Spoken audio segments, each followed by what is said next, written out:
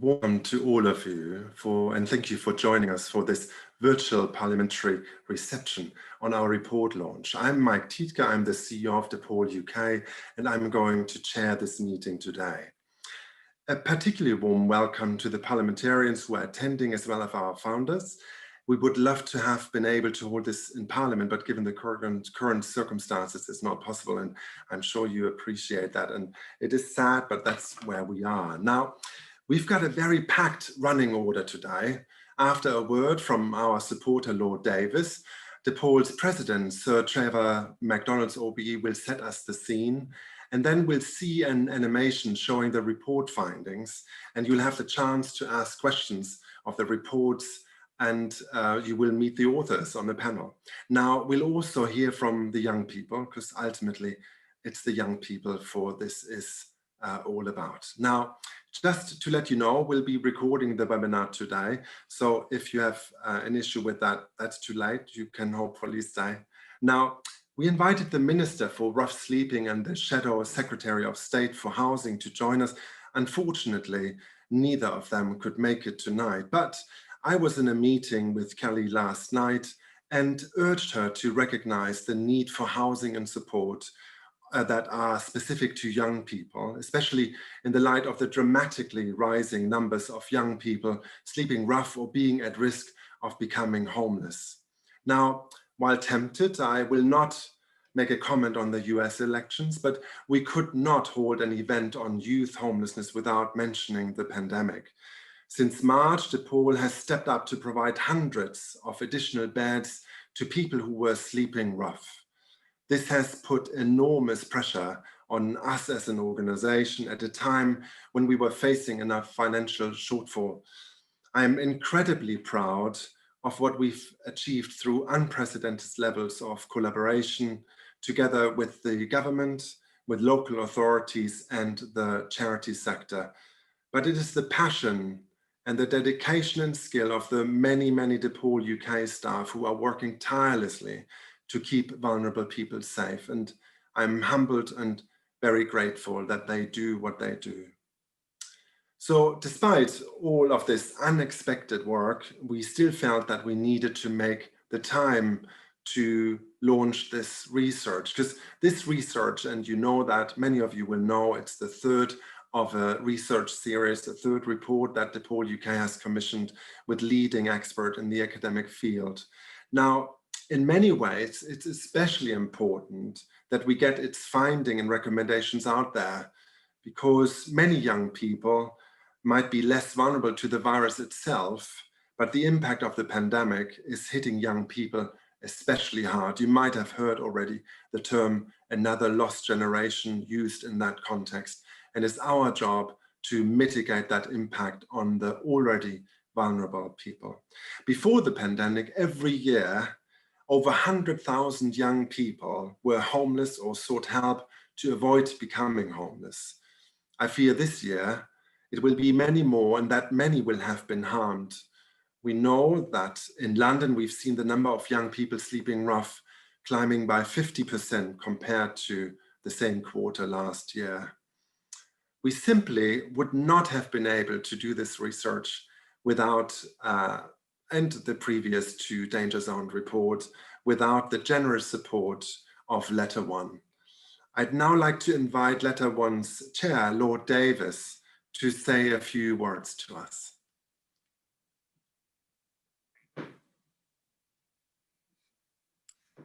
Hi, thank you, Mike. Mervyn Davis, I've been on a personal basis a long-term ambassador for DePaul. I think the work they do is extraordinary. And as chairman of Letter One, we were delighted and thrilled to be supporting this and other studies as a key partner of DePaul. But I think, like Mike, I can't speak on a webinar or conference like this without making reference to COVID and what's going on. I think the economic consequences of a global pandemic and crisis are going to be profound, and they're going to affect generations, and the homeless problem is going to increase. So I think corporates, like Letter One, have to make a difference, because this is a growing problem for society. And we at Letter One are proud to be associated with this study. What I just wanted to give a personal insight. I was in Manchester with my wife probably about 2 months ago, and I just was shocked to the core as we walked around on the Saturday morning at the number of people that were on the streets. It was just a wake-up call yet again about the depth of the problem. So I think what this study can do is offer great insights, and hopefully those of you that are watching and listening, if you can help make a difference and help DePaul in any way, shape or form, please do so. This is a growing, Mike, I'm helping you here. But seriously, it's great insights, but this is going to be an increasing problem. And I think DePaul and other organizations need help. So we're proud to be associated. It's a great initiative. And I look forward to hearing other opinions. But in summary, growing problem, and we've got to do something about it. Thank you. Thank you so, Mervyn, thank you so much. And I know, can I just tell everyone that we have not scripted that. So I didn't tell him, again, to emphasize that we are really dependent on anyone's support. But Mervyn, I really appreciate that you made that little hint. And I have met quite a few Letter One staff in the past. And I can say that this organization doesn't just do that from the top. I felt that there were lots of colleagues who were able to eloquently speak about the relationship with DePaul, and I'm really grateful for that. It's a fantastic partnership. My final comments, I know we've got to move on, is in the next few years, corporates like Letter One, they are going to play a pivotal role in being, yes, business entities, but also making a difference. And I think that is going to be fundamental in society, and the whole ESG movement will put more and more pressure on corporates to make a difference. Thank you. And I couldn't agree more, Mervyn. If I see how the role of corporates has changed when it comes to creating social impact over the last years, and how corporates have become much more than just a financial supporter. They have become thought leaders in many ways to really move that social agenda forward. So thank you to Letter One and anyone else who entertains these wonderful thoughts of helping the charities who are on the front line of all of this. Now, I would like to introduce you to another wonderful person, and that is Sir Trevor, because Sir Trevor has been our president for a few years, and he helped us launch the first Danger Zones and Stepping Stones report in 2016. He's recorded a message for us to introduce the report and show how it fits into the bigger picture. So here's Sir Trevor.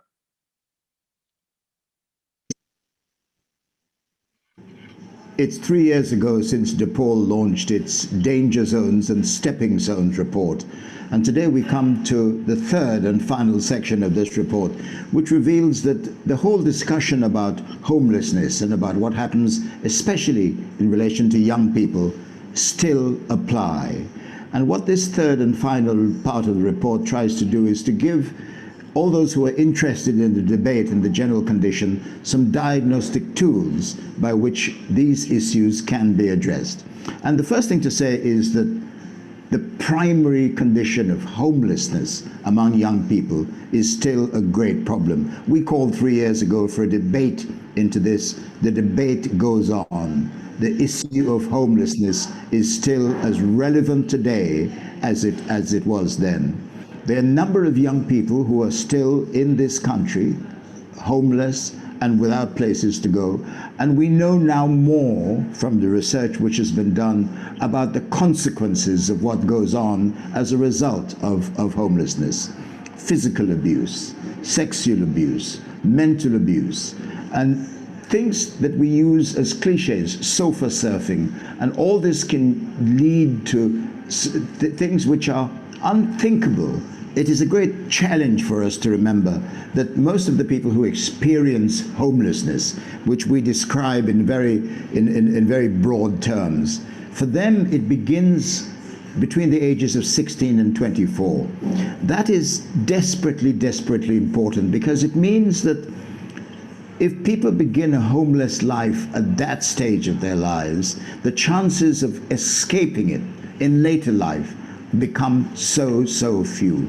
And so it's important to make sure that we tackle the problem at its source, where it starts.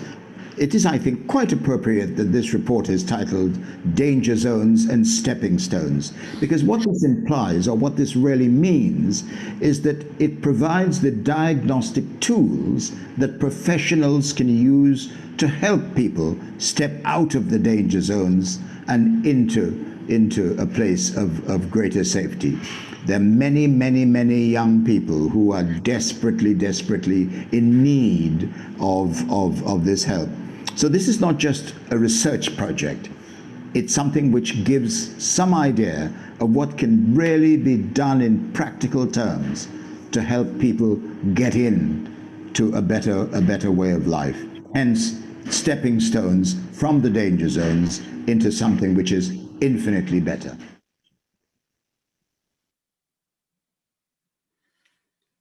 So, thank you. That was, so Trevor, if you're listening, and I wasn't sure whether you could make it today because your diary is pretty packed.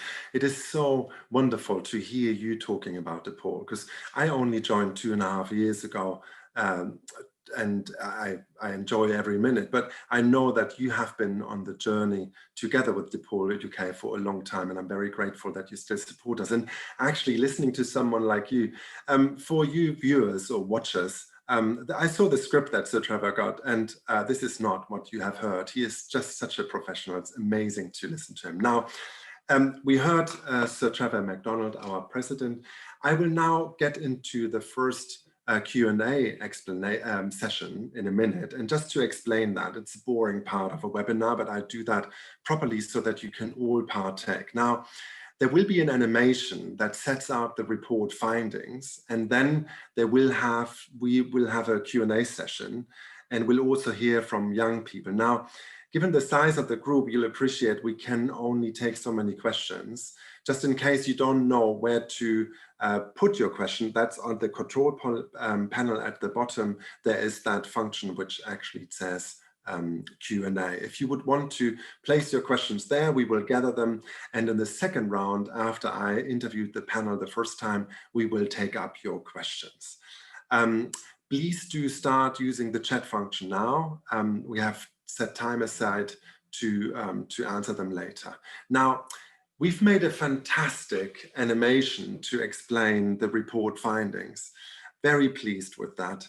This and all the video content from today will be available on our website, so you can watch it again if you can't get enough. So let's see what the main findings of the report actually are.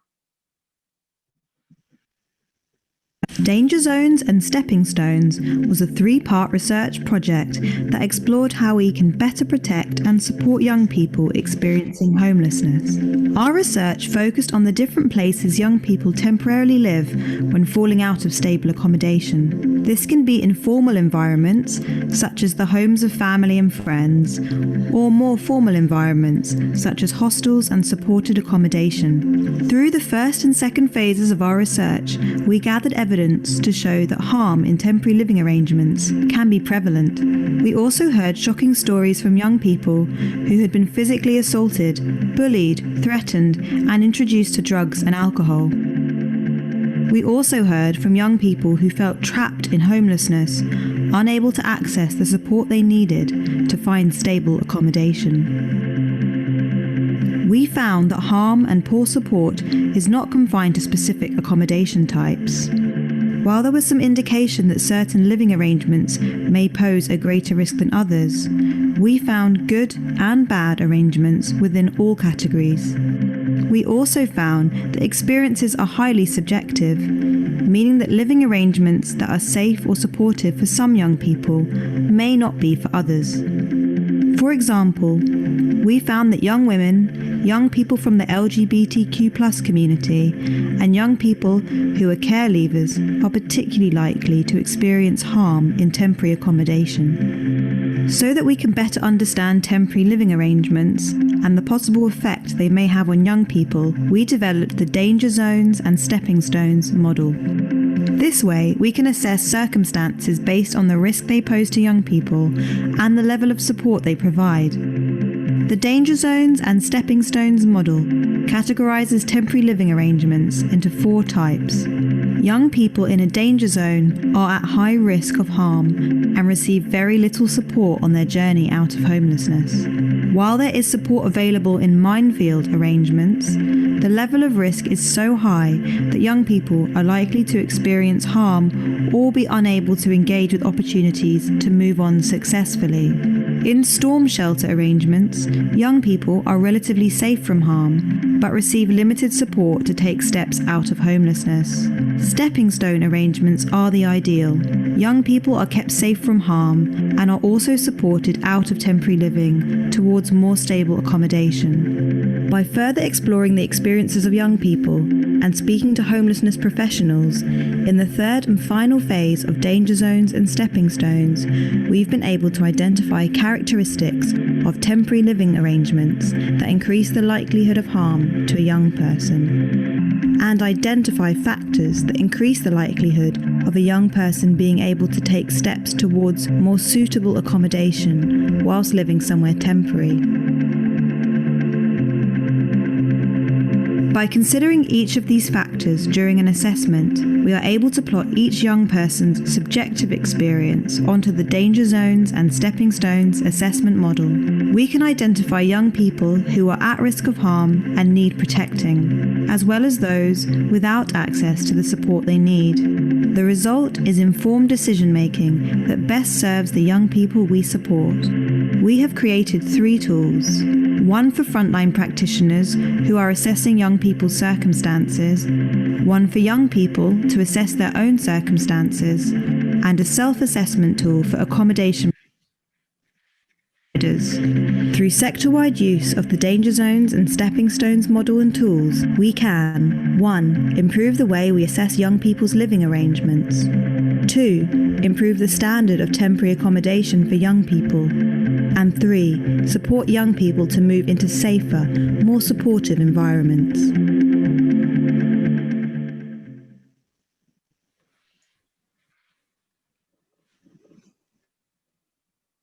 Brilliant. Thanks for sharing that with us. There's Alfonso in the background, who is the ghost, who makes all the things work. I really like to thank him already, because it's quite an art to make sure that it all happens smoothly. So thanks, Alfonso. Now, you saw that this is actually something which is not a lot of words. It is leading to action. And that's what DePaul UK is about. We put action before words. Now, that tool that is in there, I know that for especially Jamie and Sarah, it was absolutely at the heart of what we wanted to produce. That report 1 and 2, which were academic, yet tangible and informative and gave great insights. But report 3 is really about making sure that we have a foundation for a tool that can actually be used. And I think that is what it's all about. Now, it wouldn't be good research if I wouldn't have a couple of questions for you. So I'm going to bring that to life for the audience a little bit, and then we take their specific questions later. I would like to now introduce the panel that we have in front of us. So I already talked about Sarah McCoy. Sarah is our head of data evaluation and research, and also Jamie Rowland, and that's the gentleman with the bluish white shirt and the palm in the background, our research officer. And then I have Daniel Dumoulin, who is in that, what is it, maroon color, Dan? I think, yeah, that kind of background, Dan.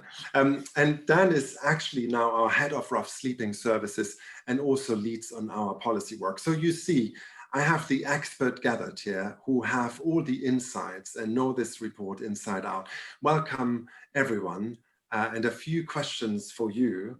And I will start with you, Jamie. Now, you conducted the interviews, most of them. Can you give us a brief example, just to bring it to life a little bit, of a young person who had a good experience in a temporary living arrangement, and an example of someone who didn't have such a good experience?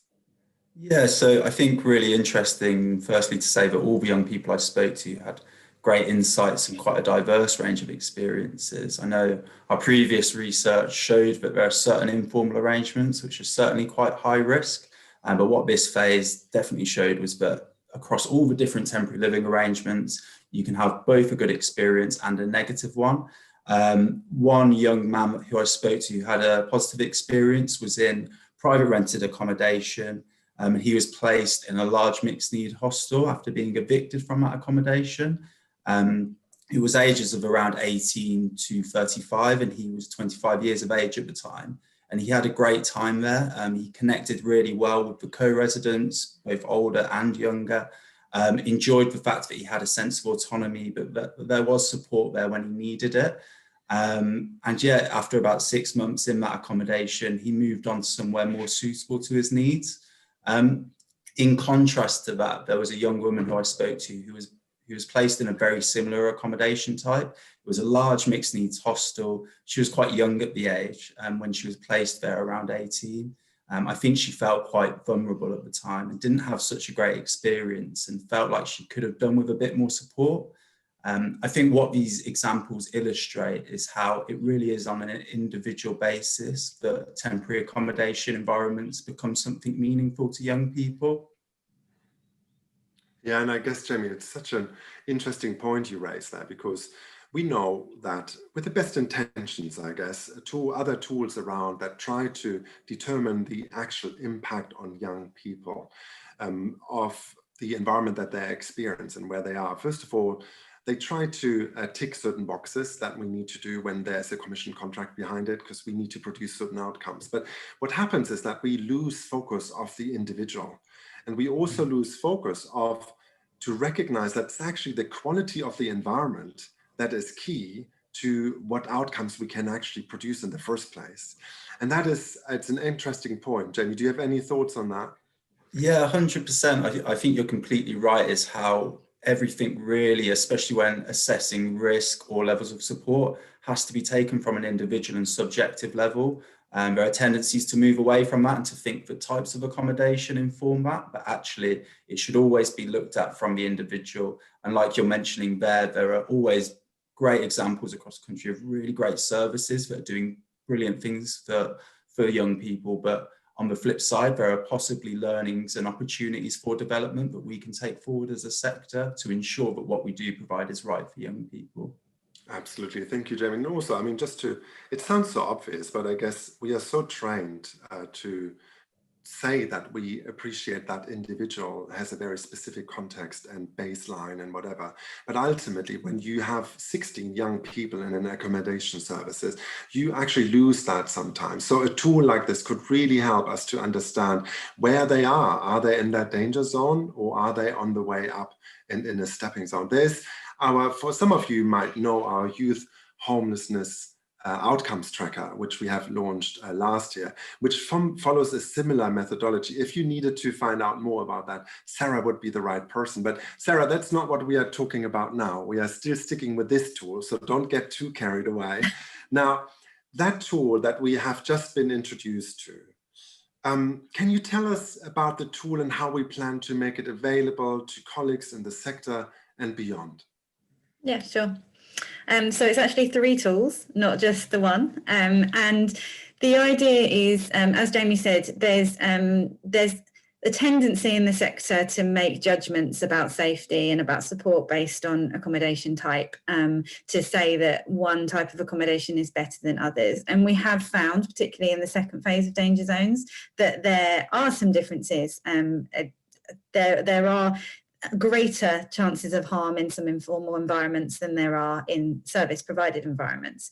But that is not across the board. It is very subjective, and it depends less what that service type is than who that young person is and their relationship to the factors that we consider in the report, which have nothing to do with accommodation type. They're all factors that sort of transcend accommodation type.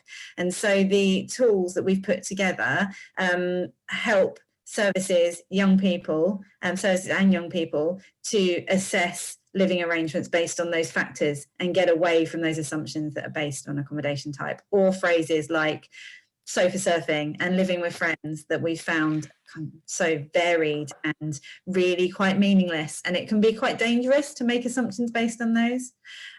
So the 3 tools are, as it said in the explainer, we've got one tool that is for frontline services to assess young people's circumstances when they're coming for support or when they're referred, to help them prioritise young people that are in unsafe environments or not receiving the support that they need. There's one tool for young people to enable them to assess their own environments, and that's so that they can make informed decisions for themselves, and also so that they can approach services with some confidence because they've done their assessment, they know where they are. And the last one is for accommodation providers to assess their own accommodation, to make sure that actually they're providing the best accommodation they can, that is safe and supportive for young people. The first 2 are score-based, and the last one, the self-assessment one, is more a questionnaire to get people thinking really around those areas, without it being so specific. So they're all in draft form at the moment. They're all paper versions. We will email everybody a copy after this event, and they're also downloadable from the website. And we're going into a testing period at the moment. So we need to remember that they're draft, and we want to test them both internally. And if there's anybody listening that would like to be involved in that, we would really like to be able to test it, those tools, in some other services too. And then we're planning in a 6-month period to then review them, make amendments, and then hopefully roll them out on a bigger scale, and hopefully put them into some online format as well to make them more usable. Brilliant. Thank you, Sarah. Can I just go back for a moment? That triangle of tool that you have described, which is obviously the provider, it's the individual. There's obviously a rationale in that, because you put the spotlight on it from different angles. Can you talk about that a little bit more? Because I'm sure that there was a great intention behind making sure that the young person actually is in control, assessing themselves, as opposed to just being asked and somebody else fills out a questionnaire for them. Yeah. So the reason we did all 3 is because there are very different contexts when this assessment is going to be useful. We at DePaul, thinking of our night stop service, for example, that's the perfect time when we have young people coming to us that are in need of support, that may be living with or living in some kind of sofa surfing environment, or how it would be considered sofa surfing. And we don't know enough about their situation to be able to make a judgment about who needs support more than somebody else. And so in that context, it's really important to have a questionnaire that a frontline provider can use. At the same time, lots of young people who are hidden homeless, as you say, aren't in touch with services, not there yet. So they need a way to assess their own circumstances to see whether they're somewhere unsafe. And our idea with this is to make use of things like our education program that works in schools to direct young people to this tool, so they have it. So if they find themselves in a situation with homeless, they will be able to make their own assessments of where they're staying, and then make informed choices about which support that they get after that. And finally, we absolutely needed a way to help accommodation providers make improvements to their services as well. We want to move people away from dangerous environments, but we also want to improve the number of safe environments. So we need to help. It's a two-way thing: move them out of the danger zones and improve the number of stepping stones. Brilliant. And I guess, the audience knows that basically, rightfully so, especially temporary accommodation or any accommodation service is where that is regulated, rightfully regulated, and certain quality standards are set. We at DePaul UK believe that often the quality standards are not high enough. And what we then do is basically we satisfy a requirement that is because there's a quality standard, as opposed to really understanding what is the connection between that individual using that service, living there, and that quality, as opposed to simply the regulation met or a safeguarding risk mitigated. Not that that is not important, of course it is. And the current discourse around heightening the quality standards for certain types of accommodations, absolutely right, we support that. But it should be evidence-based. Now, Jamie, I just want to bring you in one more time before I go on to Dan, because what I'm thinking of is, have you come across young people in the services where you felt clearly the quality of services they have received, the standard, has indeed negatively affected where they were personally? I think because the connection is really hard to detect, isn't it? Yeah, I think certainly there are instances and many stories of young people that I did speak to who had in the past had negative experiences in certain services. And not to say that the services were really appalling, but like you're saying, maybe they didn't cater to the individual in the way in which they needed to, by, like you're saying again there, by adhering to a certain set of standards which are here, which is really necessary. It can sometimes take away from a focus on the individual. And I certainly met many young people who probably fell short of feeling like the services they were placed within catered to them as individuals, as opposed to, almost a tick box exercise of what we associate with high quality provision. Brilliant, Jamie. And I mean, again, just to blow our trumpet, as a CEO, I can blow DePaul UK's trumpet as much as I want to. Everything we do, or we try that everything we do is informed by evidence, and our data and evaluation, that's why we have Sarah and her team in place, makes sure that actually we make evidence-based decisions. Now, we know how important that is to connect that to the reality of our services, because it doesn't help, again, if you provide tools that are actually not used and then you basically just create evidence that doesn't hold. So that evidence-based decision-making is very important. And that leads me to that one point, realizing that there's actually not enough appropriate and specific to young people, set up for young people, service offer around. That is basically shocking, because we are putting young people into services where not we, but many across the sector are actually forced to, because there is nothing else, that are not good for them. So if there's no trauma-informed approach or psychologically informed environments are not considered here, we actually might do more worse than we do well. Anyway, sorry, Dan, I didn't want to leave you out of that conversation, because you're the ones, I basically created a bit of a platform of, finger pointing what needs to happen. Now, tell us what you think this report tells us the government needs to do to actually make sure that the vulnerable young people are better supported. Thanks, Mike. I think you've stolen my thunder a little bit with that last comment. Sorry. The three do it again. It doesn't matter. We know we've got over 100,000 people a year, young people a year, asking for help with homelessness or experiencing homelessness. There clearly isn't enough housing available for young people. Young people are sleeping on the streets. They're walking the streets all night. They're sleeping on strangers' floors.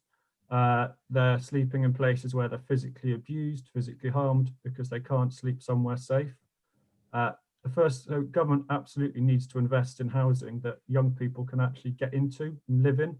Both housing with support available, and just housing for people who can live independently. People are becoming homeless because they can't afford anywhere to live. Younger people have less money and find it harder to access housing is out there. They're discriminated against. And while DePaul, local authorities, elected mayors can all have a big role to play, other charities as well.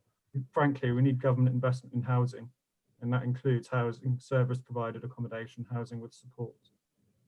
I think today, so on government, what the government can do today, we've had an announcement that there's going to be a bit of extra funding for people who are extremely vulnerable during the second lockdown. Help local authorities get them inside.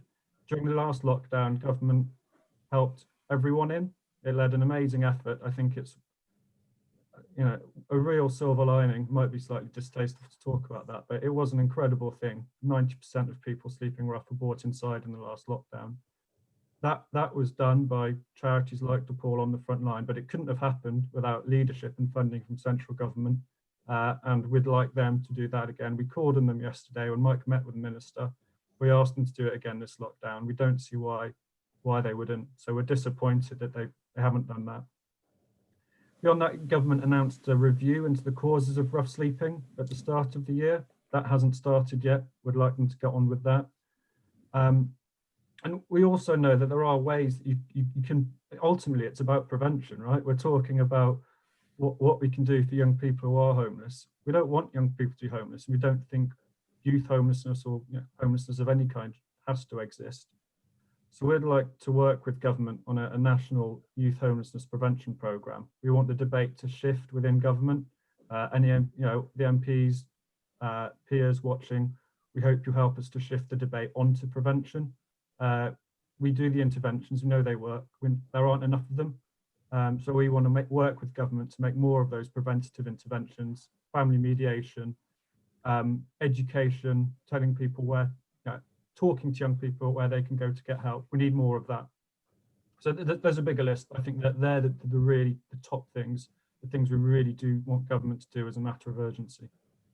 And I guess, Dan, you talked about that this meeting and advisory panel yesterday, which was reviewing whether another Everybody In campaign should be started, whether the response after Everybody In the first wave was actually sufficient, whether enough mechanics have been put in place. What is interesting in there, and I just want you to elaborate on that a tiny bit more. When we think, you mentioned prevention, but yet it is basically an emergency response, isn't it? We had to take about 29,000 people off the street to make sure that they actually are safe during the first lockdown. Now, a lot have happened since. There were funds created and programs created by the government, which is fantastic.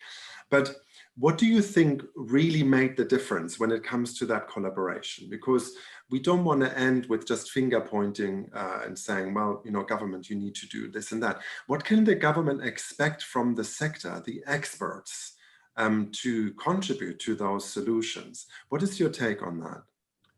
I think the sector needs to, it's quite easy, especially in a sort of policy campaigning role, to stand by the side and criticize government. But the fact is, everyone in wouldn't have happened unless the sector showed willingness to work with government.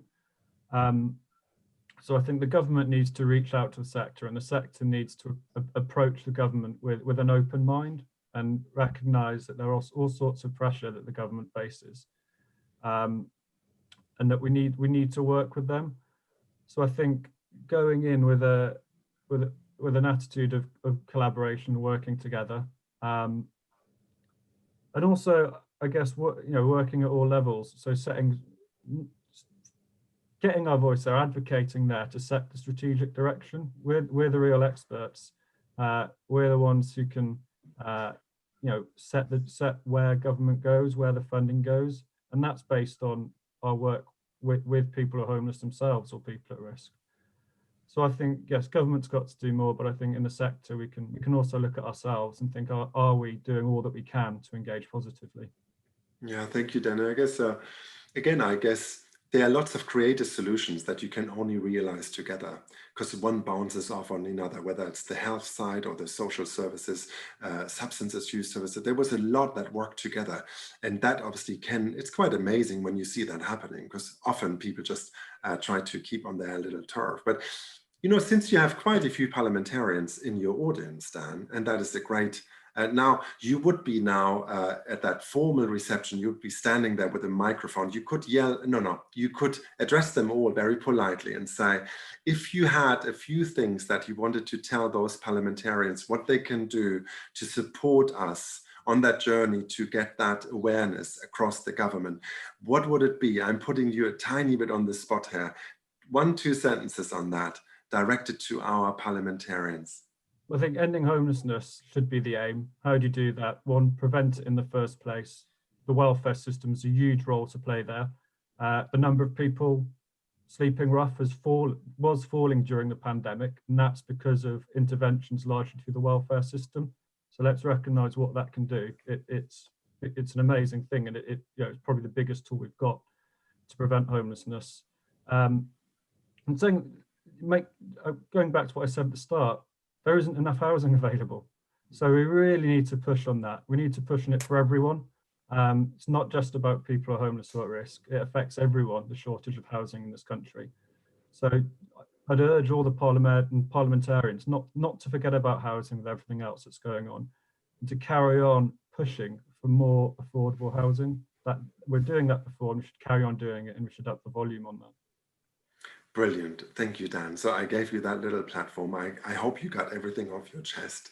And the stuff that there might be stuff that you shouldn't share in this environment. So thank you for being so succinct about this. Now, before we open the floor to questions, I got a clip for you, which I think would be really interesting for you to see, because it really brings to life what we are talking about here. And I'm really grateful to Joshua for taking the time to share his story with us.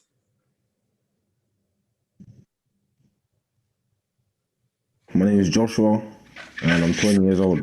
I first left home, I think like mid-March. It was just like a disagreement I had with my family, really. So I was working in construction. I only started this last year, October. Obviously, we were working in people's homes and stuff like that. So when we got the news about, the COVID has been spreading, my manager told me, you can't be working, I can't allow you to work in, flats anymore and stuff like that. And the last day of work was actually on my birthday, which was kind of messed up. But, after like the 2-month period, that's when I started to feel, really down. I'm in the house every day, not doing anything, and I didn't want to, bring my problems onto anyone else in my family. I don't want to make them unhappy and stuff like that, because, my mom's working, she's a carer, so, she's losing hours due to people dying from COVID and stuff like that. I went to Charlton, stayed with my friends. I wasn't planning to stay there. Then I got a call from my mum about 8 o'clock saying, she doesn't want me to come back. Went down back to Catford to, try to sort things out and stuff. And yeah, the locks were changed. I just picked up a couple of my things and I went straight down to council, and then they said they couldn't help me because due to COVID, there was no one in the building that I could even talk to. So I actually did go back down to Charlton to my other friend, and he said that he had to ask his girlfriend if I could actually stay there. She was pretty nice, said that, you can stay here once in a while and stuff like that, which was kind of hard still, because even in Charlton, it was him and his girlfriend, and actually his sister was living there as well. And his sister not that long had a child, so the house was already full. So I had to be sleeping on the floor. Most nights I would be sleeping out on I wouldn't even say sleeping, I'd just be wandering the streets and stuff. I think one night I was tired, and when I woke up, there was someone next to me, and they just got up and ran off with one of my bags. At the time, I didn't know what was happening. I was kind of scared for my life. It's kind of rough out there. I was in contact with Deeple.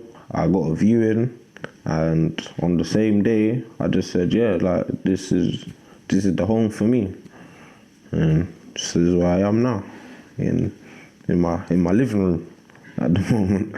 Me staying here, it made me realize, that I'm not a little child no more. I'm a grown up. I have to try and do things myself. I have to pay my rent. I have to put food in the house. So Kieran's helped me a lot. If it wasn't for her fixing my CV, I wouldn't have got this job that I have now. It's warehouse work, which I'm already used to. I'm enjoying it. I'm enjoying the work, and I'm enjoying where I'm staying as well. So yeah.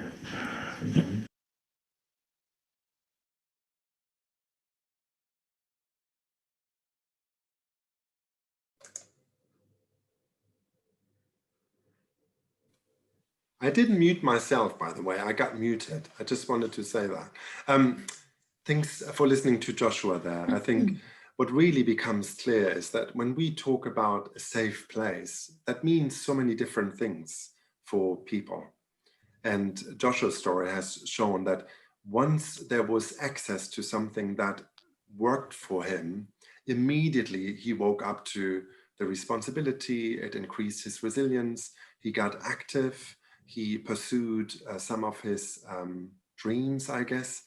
And that's the experience we have at DePaul UK. Once we create that quality environment and we engage a young person and really understand what they need to move on, they have a fantastic chance to actually do it by themselves. We've seen that over and over again. It's just when we try to put them into prefabricated boxes that are actually not adequate for young people. And those temporary living arrangements, and Dan touched on that before, we often don't even get those people close to us because they are not in touch with the system, and they are riding night buses and they're sleeping on couches. And that's where the real danger zones are. And that is why that prevention, where before they actually get referred to anything, making an assessment to see where they come from, what they need, is so important. Anyway, you see that I'm a big fan of this, and I will now stop because we will now take some questions from the floor, and we will make sure that we get some experts' answers to that. Now, I talked about that a little bit, and I actually would like to talk to Sarah for a moment, just to see, when you think about temporary living arrangements, and you have researched them all, and Jamie can probably chip in on that, what actually makes them safe and supportive? What are the things that are the breaker or maker? I think actually Jamie's probably the best person to answer that, because he's the one that pulled together that analysis and the list of factors. We have a set of factors that we've pulled out of the research that relate to risk of harm, and another set of factors that relate to support. But Jamie, would you like to go through that? Yeah, absolutely. I'm sure you'd also be capable of running through them. Yeah, I'll dive in for sure. I think, yeah, as Sarah's mentioning, it's what transcends the accommodation types. What are these factors that are present across all temporary living arrangements, which firstly keep places safe, and secondly enable young people to move on to more suitable places. I think looking to begin with at the safety factors, it's about relationships to begin with. I think obviously it's a very key thing in all of our lives, but to vulnerable young people, it's critical. I think especially mitigating against negative ones, especially within the temporary living arrangement, but also externally. There were lots of instances where it wasn't necessarily abusive relationships within the environment, but connected to the local area, whether that's gang-related violence, was also a key threat to young people. So we need to work out ways in which we're mitigating against damaging relationships, both within accommodation and outside of it. Further to this, substance abuse came up time and time again. This is not only on a personal level, but also other people within temporary living arrangements who are taking substances and can then therefore act abusively. So what we need to do is think, how can we ensure that young people aren't being exposed to substances in a way which is going to put them at heightened risk? Thinking about things on more of a kind of practical level, certainly accommodation standards need to hit a level to ensure that young people can meet their basic needs and be empowered to go and be individuals in society and contribute. That could be a private place to be, a place to sleep, which is suitable, but also, a cleanly area to wash, where there aren't, situations where there may be needles lying there. All of these kind of things are really, really important to ensuring that a young person is safe. Looking more on towards the supportive factors which the research uncovered, I think again relationships were critical. Relationships within the environment could really empower a young person to feel confident about themselves and take positive steps towards more suitable accommodations. But then again, family connections, wider social networks could also really achieve this. Might have been a young person who was staying, in a friend's house for a period of time, who was still in contact with their parents, and they enabled them to go and find somewhere more suitable to their needs. Additionally, it's certainly things on a more practical level, again, like connection to the internet, phones. They sometimes can be taken for granted, but actually it's critical in the world that we live in now to be connected, especially when you're looking to move forward, attend appointments, all of these kind of things. But I think underpinning all of those factors in terms of moving on, there needs to be a sense of stability in the temporary accommodation. Although it's only for a temporary period of time, without that sense of stability and the idea that I can stay here for as long as I need, young people, I think, are seemingly unable to then go and move on and take the steps that they need to take. Thank you, Jamie. That was very insightful, and you both were very elegant there, because for everyone who views, I was told, ask Jamie the content question and Sarah the tool question, and I kind of screwed that up. Sorry about that, but both of you, you're such a team. But Sarah, now to you, because there is a tool question here, which is, so in that context that Jamie just described, now, how would that young person's tool, that tool number 2, actually work? How would it be used? Yeah, so I sort of touched on this previously when I said that actually this is quite a tricky one, because we know, as you said, that a lot of the time these young people that are in these really dangerous situations are not in touch with support services yet. So when they're at that point where they really need to be assessing where they are and finding out that they're somewhere unsafe and doing something about that, they're not in touch with DePaul. So I think we need to do a little bit of work, and I really kind of value actually the sector's opinion on this too, in how we get those tools out there. And it might be using, through partnership work, we can put that tool out there to young people through our education program is a really obvious way, because that is getting it to young people before they're faced with homelessness. But there will be other organisations that have other channels that we can make use of. So I'd really like to explore that. So anybody that does kind of have any channels that we could get that to, schools is an obvious one. But yeah, I really value that, and it will be part of our testing.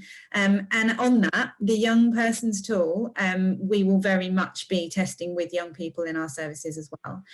One of the next things that we have planned is to create a young person's group to help us review that. And one of the things we will be talking to them about is, at what point do you need this? And how can we get that to your peers? Because they are the ones that know. So we want it very much to be co-created.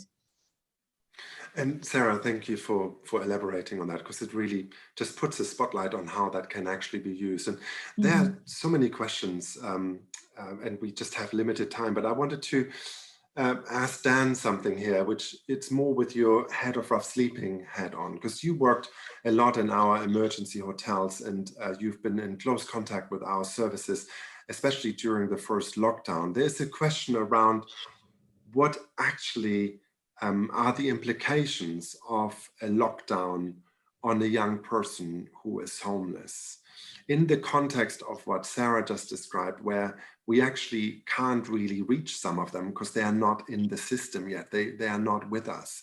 Do you have any thoughts on that, Dan?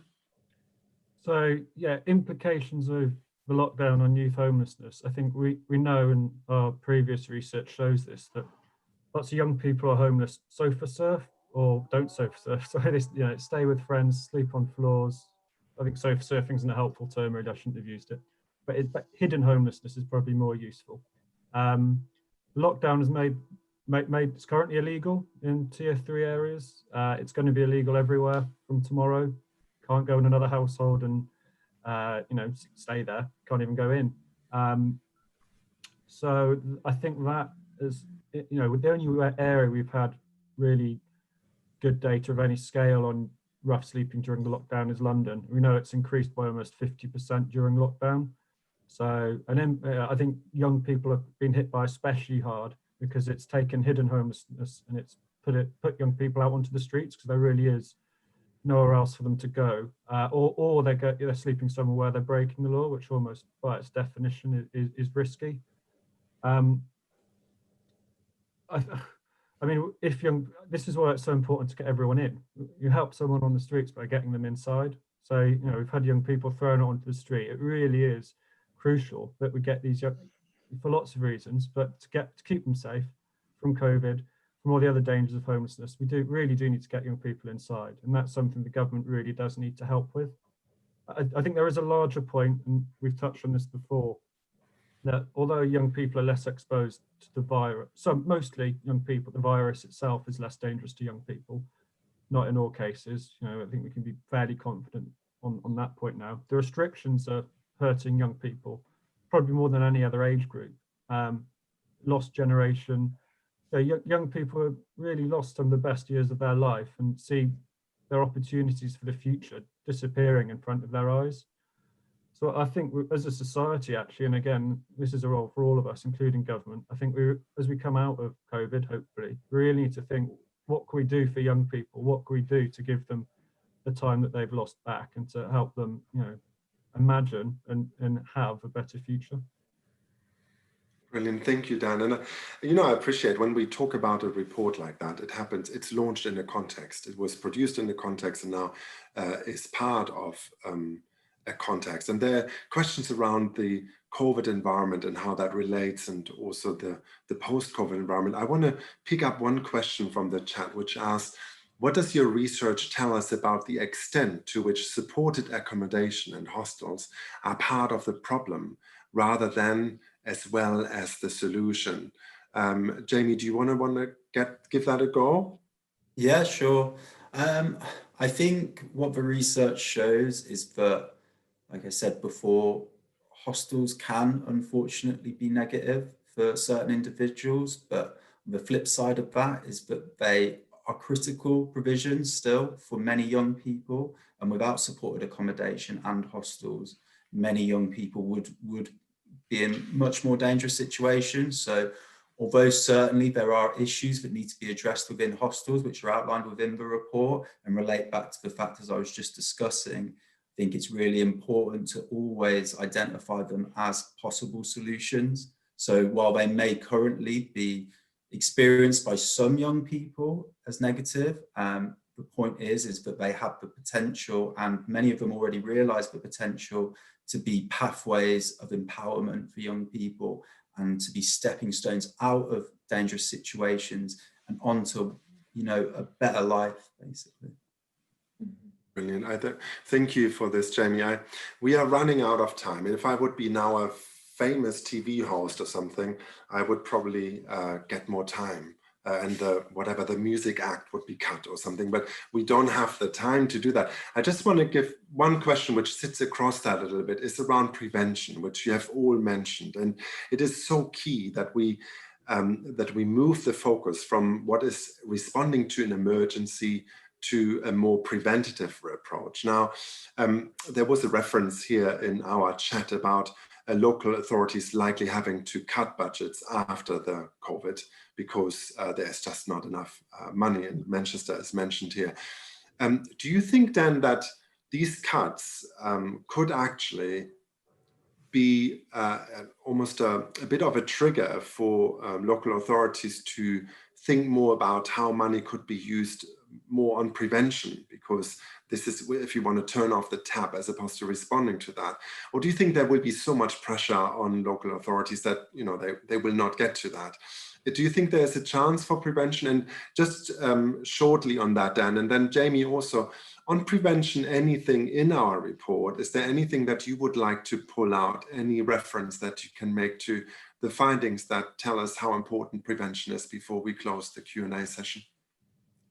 So yeah, so on prevention, I think, so talk about local authorities, we can also talk about central government. So before COVID, we're in a situation where government was making progress towards ending rough sleeping, just about, in most areas, and that was delivered locally. that was largely based on taking people off the street. The problem was there were still people coming onto the street, and I think that goes for rough sleeping, it goes for homelessness more generally. I think cuts to local authorities probably have increased homelessness and rough sleeping actually recently. Would we have more preventative services? Yeah, I think there's all that sort of, the holy grail, I think, in lots of social policy to prevent problems in the first place. And I think local authorities should be looking at prevention. But it's absolutely right. There's a central government commitment to end rough sleeping that we're part of, local authorities are part of.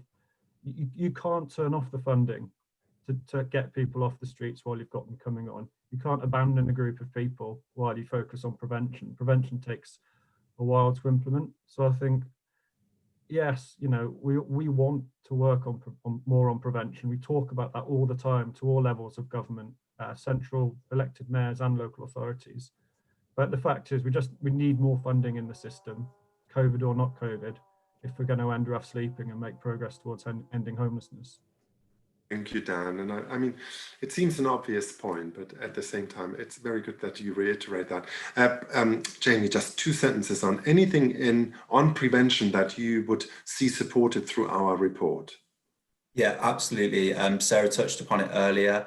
We have education programs at DePaul ourselves, but it's about arming young people with the knowledge. So if they are to experience homelessness, they know the steps to take. Further to that, looking at family mediation, many young people discussed situations that arose due to breakdown in relationships. If we can invest both in education channels, but also in family mediation as preventative solutions, that's what we should be looking to do. Yeah, thank you, Jamie. Fantastic. Listen, I mean, the chats are popping here. There are lots of questions. I mean, we certainly created a bit of a vibe here. That's fantastic. So if anyone wanted to comment, have questions or whatever, please just get in touch. We have a whole team there who would love to talk to you. Now, I do have to wrap up, and this wrap up will work between me and a wonderful person called King. So I would like to say just a few words to bring that to a close. Now, when we think about what we would want to trigger from this as DePaul, it would be that colleagues who work with or in commission services for people who are homeless, if you don't use this tool, we will never get to the point that we can take advantage of that 3-dimensional aspect of it. We will probably always use tools that are already on the shelf and mostly tick certain boxes, and the individual is not enough in that. Sarah said, listen, this is about learning and refining. You don't use academic research, qualitative and quantitative, and then you create something that's just there. That's not how it works. It needs your help, so please engage with us. Now, and again, on the government point, ensuring that and self-contained accommodation is available for young people during lockdown is utterly important. And then we can't reiterate that more. It's just we can't get around that fact. There is that review that Dan talked about, and we need to make sure that the Prime Minister who has announced into the course of rough sleeping earlier in the year that this needs to happen. It needs to actually happen now, because otherwise there's valuable insight that we are actually missing. So that is to some of the messages to our audience. It is beyond the remit of this report, but the government should also urgently change many on this webinar know that in and out. Young people are not supported enough. They are left to struggle trying to survive with less money than people over 25 get. That is just a fact. And unless that changes, we are pushing, unintentionally, we're pushing a lot of young people into that danger zone. And we need to be very aware that this is the consequence of that. I would like to again thank Lord Davis, Mervyn, thank you, and Letter One for making this report happen. I would love to thank Sir Trevor and also my DePaul colleagues. Without you, that wouldn't have happened. And it is so how the teams behind the scenes are just working across barriers just to really produce something that can be used. And at DePaul, we believe that we need to produce something that can use. There's enough competitiveness around commissioned contracts now that if we don't produce something that everybody can use to really help the young people who we are actually there for, we are kind of missing the point. Now, I would like to also thank all the young people who have been part of this research, sharing their often very difficult circumstances and experiences and opening up to that. The fact that they did has really helped us to pull this all together. But just before I bring this to a close, let's hear some words, and please stay with us. It's going to be really exciting now to listen to Kings. He will reflect on this. My name is King Balusa. I got a baby face though, so I look about 16, but I'm 22. So the first place I kind of went to was to a place to get accommodation. I went to a hostel. I had my own room, and the toilet, the shower room, and the kitchen were communal. Everyone there was a lot older than me. I remember when I moved in, I was the youngest person there. I think I was even 18 years old, and everyone was around, like, you know, around 40s and 50s. So it was a very big age gap, do you understand? I just went about my own business, to be honest. I didn't want to get myself into any unnecessary drama. So I just dealt with it because at the end of the day, I knew that it was just temporary. So I just had to deal with it while I was there. Because there wasn't any Wi-Fi, I had to always go to the local job center, like sit outside of it and connect to the Wi-Fi just to watch some videos and screen record it, come back to my room and then play it back to myself and do it on my PC. Most people my age were at university and having a social life, and you know, for people of my age at that time especially, like our world kind of revolves around social media and whatnot. For me, I was deprived from all of that, so it was very, very, very challenging, very, very, very challenging. And as well, at the time, I didn't even have much people in my life in that sense, like no one would check up on me. It was a very lonely journey. I was living at that hostel for 1 year. It felt like 3 years. It felt like 3 years, but it was just 1 year. I had a talk with my key worker, and she said, well, basically your contract has expired here. So on the day after my birthday is the day I had moved out to DePaul. When I first got there, there was Wi-Fi.